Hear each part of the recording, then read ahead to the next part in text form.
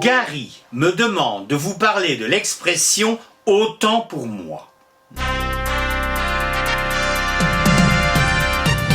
Bon, naturellement, il ne s'agit pas du « autant pour moi » qu'on utilise dans des phrases du genre « autant de frites pour vous que pour moi ». Non, non, c'est le « autant pour moi » qu'on emploie quand on se trompe. Ah, j'ai dit une connerie. Autant pour moi. Mais comment écrit-on « autant pour moi » ? Parcourons cette phrase de Sartre tirée d'un recueil de nouvelles qu'il publie en 1939. Un peu plus tard, il avait fait une erreur dans un raisonnement délicat et il avait dit gaiement « autant pour moi ». C'était une expression qu'il tenait de M. Fleurier et qui l'amusait. A priori, cette orthographe peut surprendre. En fait, elle vient du domaine militaire, où le mot « autant » TEMPS, s'employait pour signifier qu'il fallait recommencer un exercice depuis le début. Oui, parce qu'il y avait quelque chose qui avait foiré, quoi. Lorsque le chef était responsable de cette erreur, que c'était à cause de lui qu'il fallait tout recommencer, il avait tendance à dire « autant pour moi ».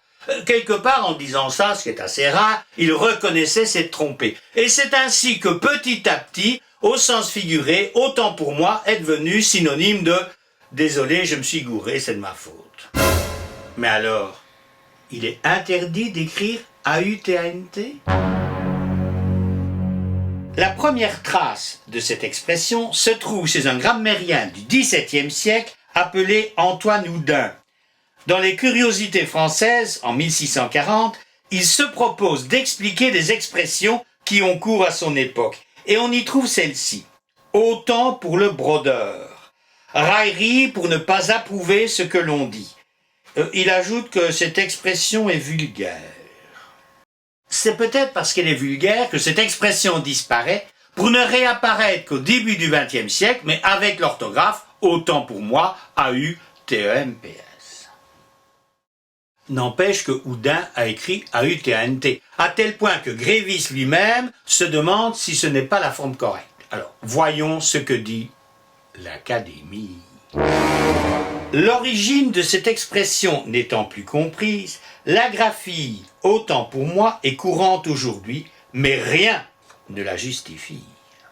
Un petit conseil, si vous dites une connerie, lorsque vous reconnaissez vous êtes trompé, ajoutez « autant pour moi ». Puis tout de suite après, vous demandez à votre interlocuteur « Tiens, en fait, sais-tu comment ça s'écrit « autant pour moi » ? Non ? Je t'explique. Vous lui expliquez.